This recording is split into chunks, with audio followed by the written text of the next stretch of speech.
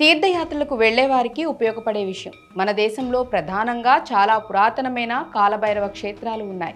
ఆ క్షేత్రాలను దర్శించుకుంటే శివుని కృప ఎల్లప్పుడూ ఉంటుంది. ఉత్తరప్రదేశ్లో వారణాసి కాలభైరవునికి బ్రహ్మహత్య పాతకం తొలగించిన స్థలంగా ఈ క్షేత్రం ప్రసిద్ధి చెందింది. అందుచే శివుని ఆజ్ఞ ప్రకారం వారణాసి క్షేత్ర పాలకుడు కాలభైరవుడు అయ్యాడు. ఈ స్వామిని దర్శించుకుంటే పాశాలు తొలగిపోతాయి.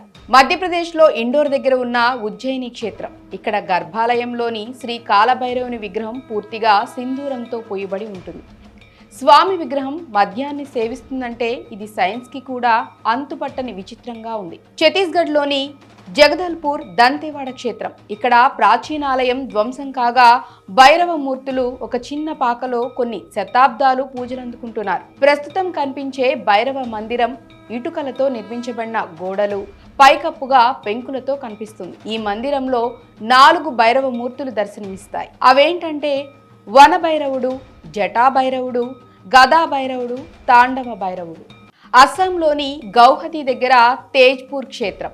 ఇచ్చటి ప్రాచీనాలయంలోని స్వామి పేరు మహాభైరవుడు. లింగ రూపంలో పూజలందుకుంటూ ఉన్నారు.